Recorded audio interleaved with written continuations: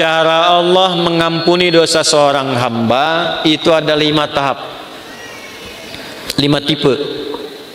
Berapa tipe? 5. Sudah. 1, dengan memaafkan kesalahan itu. Sifat Allah yang memaafkan kesalahan hamba disebut al-afwu. Ya. Misal subuh tadi jam berapa? Lumayan teh. 4:35.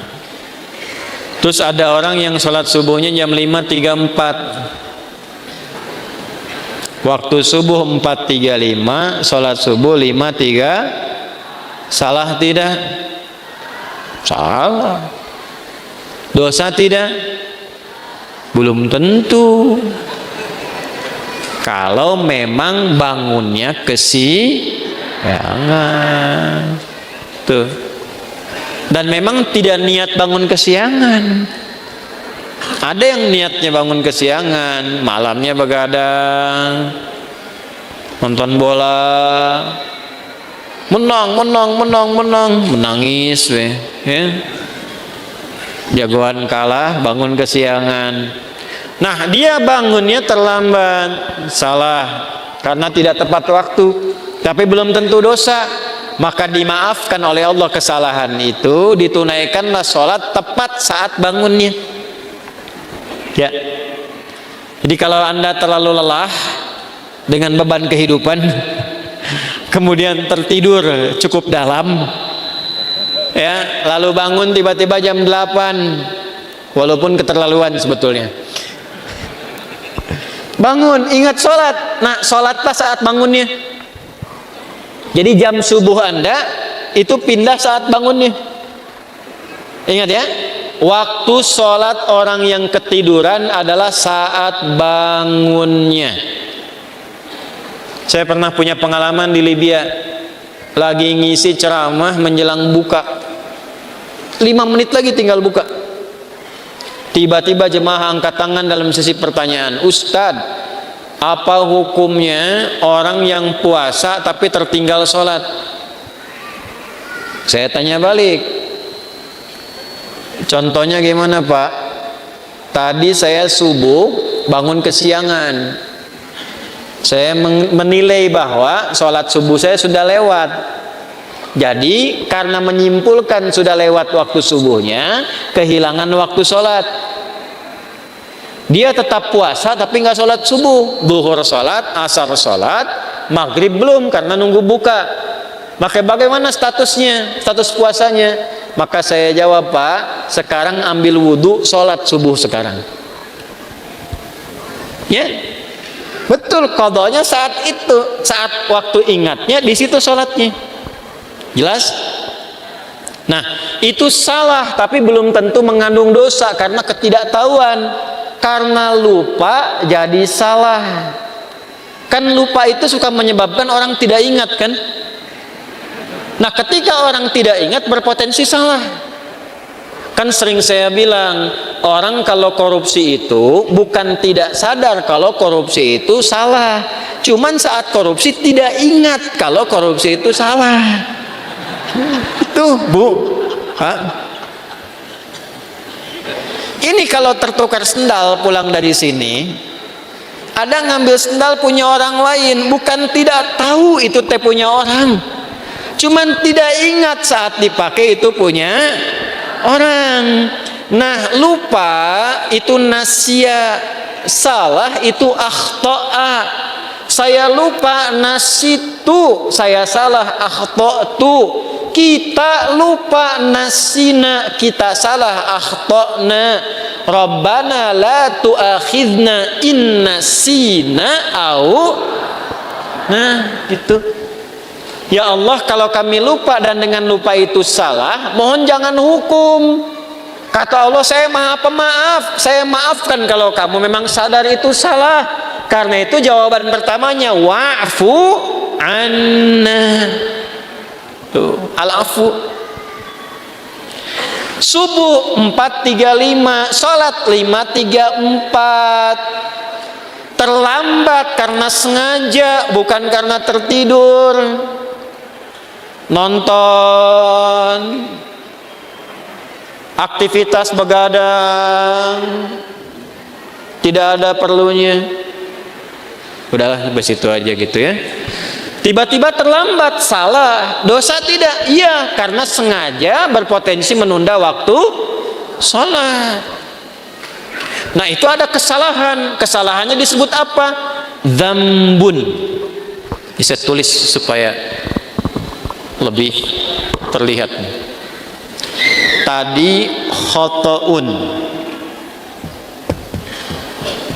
yang ini dzambun.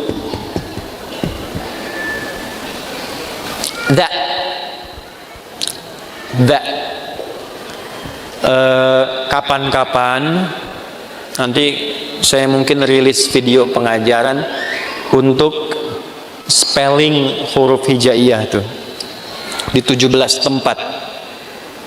Itu diantara manfaatnya, itu bisa mengeluarkan semua potensi suara dalam tubuh, bukan hanya untuk baca Al-Quran.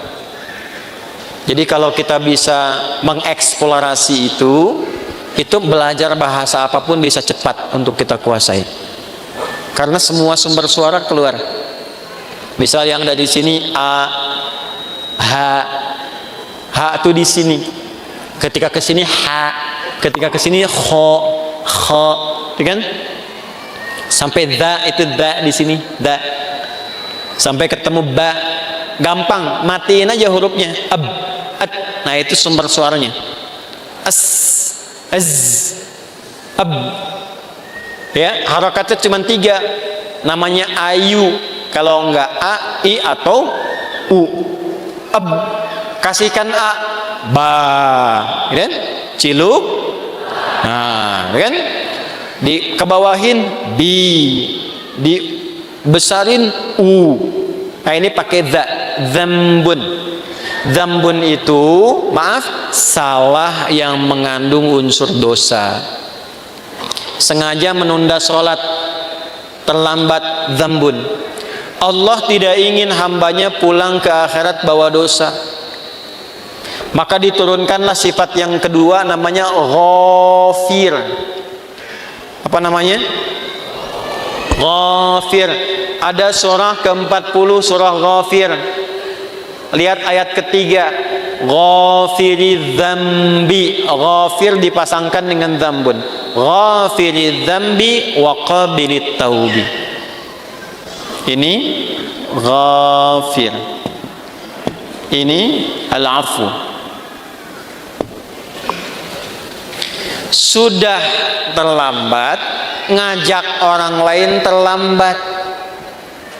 Yuk nonton dulu, udah sholat nomor 2, nonton nomor 1. Maka berubah namanya dari dzambun jadi dzunubun, jamak. Dzambun, dzunubun.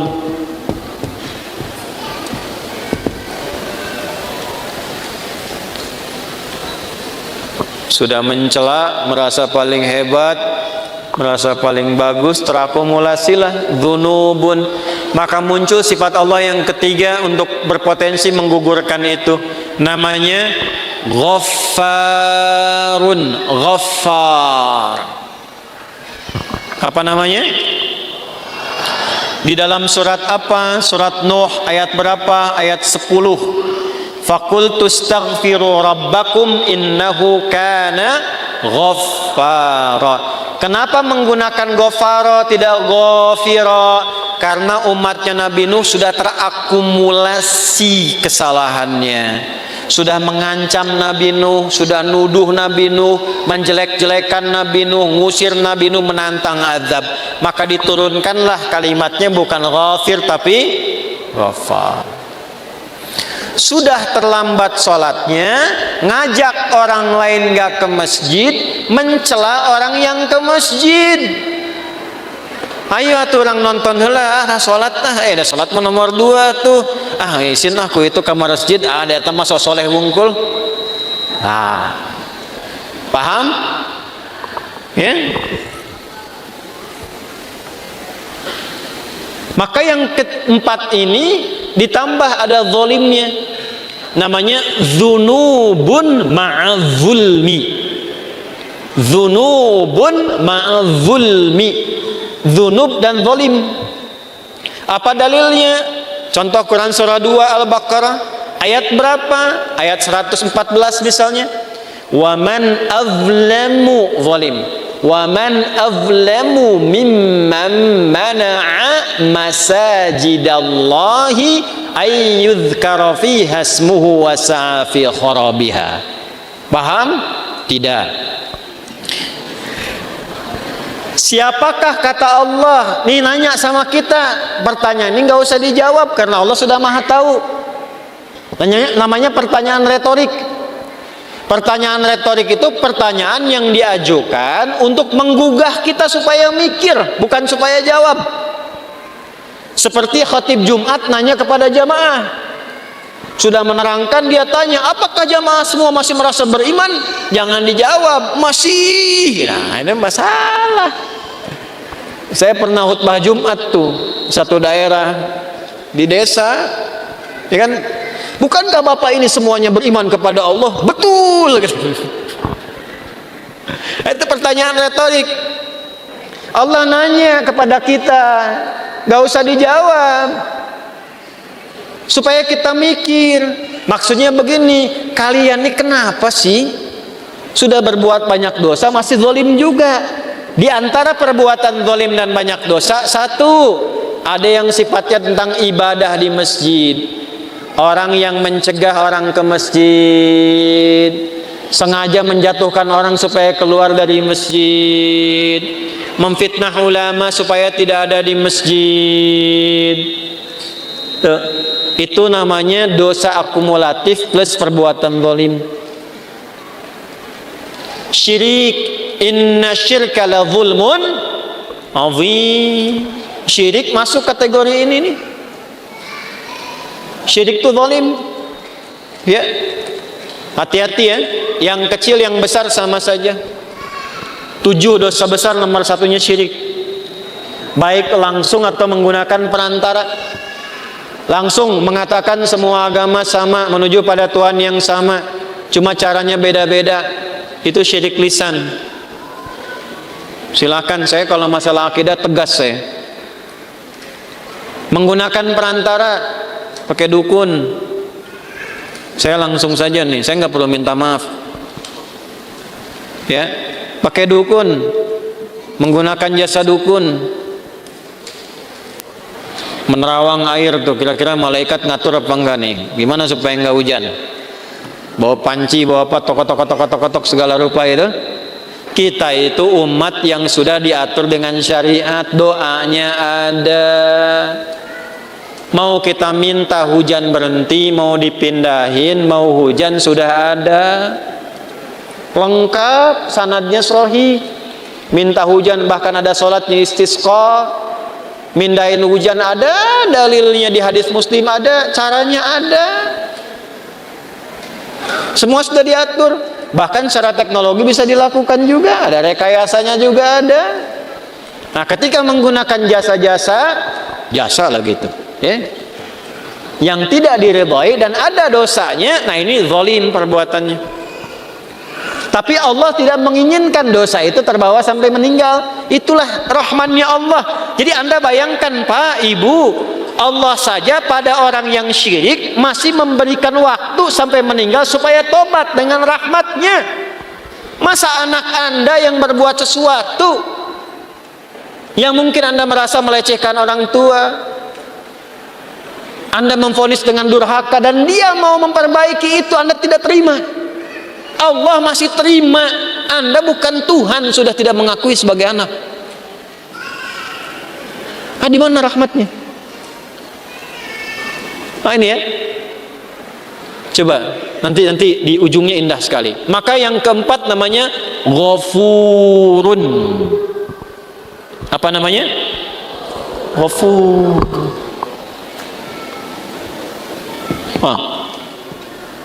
Ghafur. Pak Gofur nggak boleh cepat marah tuh. Tapi yang kelima, syirik iya, Allah, mencuri iya, menjatuhkan iya, minum juga iya, zina pernah. Dan hebatnya begini, kalau dengar orang berbuat tindakan kriminal maksiat, dia belum mengerjakan, rasanya dia merasa belum komplit. Mana naon we? Iya. Si itu mah pernah begitu. Oh, benar gitu. Orang oge arek lah. Nah, itu berubah yang kelima. Namanya israf. Apa namanya? Israf itu sudah berlebihan. Ada orang berlebihan dalam dosa, semua pengen dicoba. Masih mungkin diampuni nggak? Halo?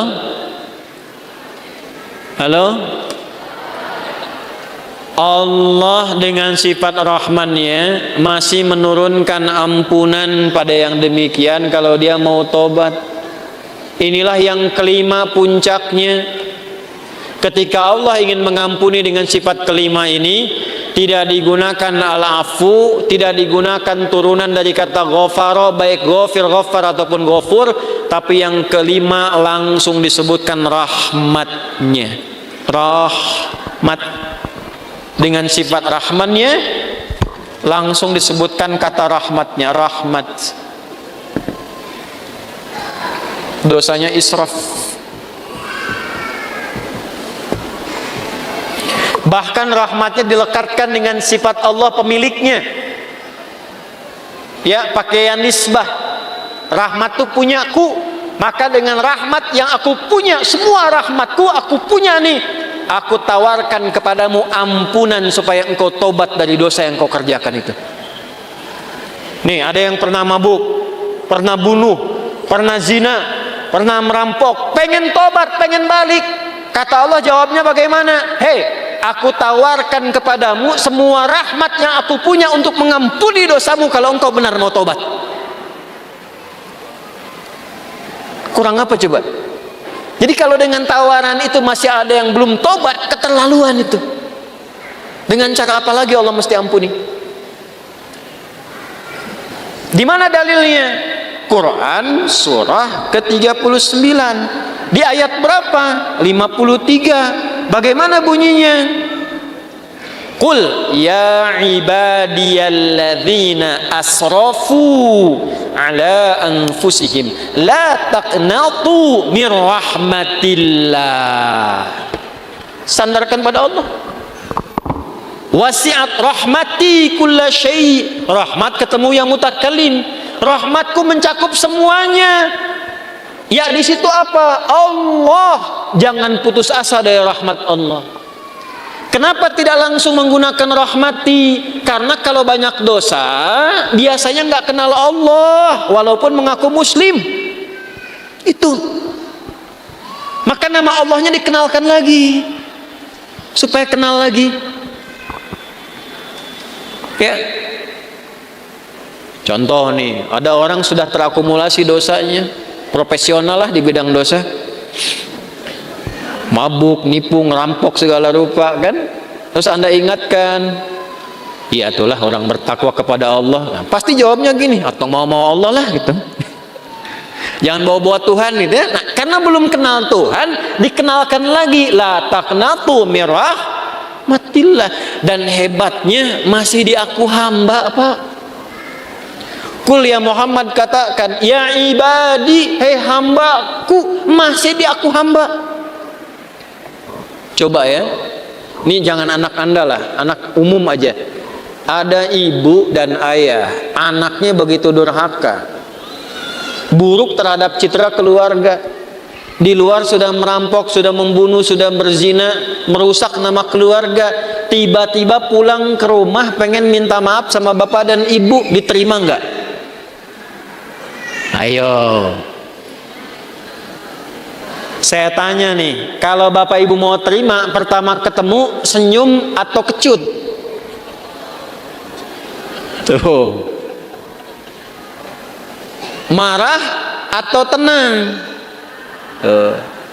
non sia ka dieu tuh coba. Nah inilah pentingnya kita ngaji begini. Ini anak datang pengen tobat, wasilahnya orang tua pengen minta maaf. Allah yang pencipta kita mengatakan kul ya ibadi, pakai kata iba, hambaku. Pakai ya disebutkan 360 kali dalam Al-Quran. Fungsinya 3 di ilmu nahwu.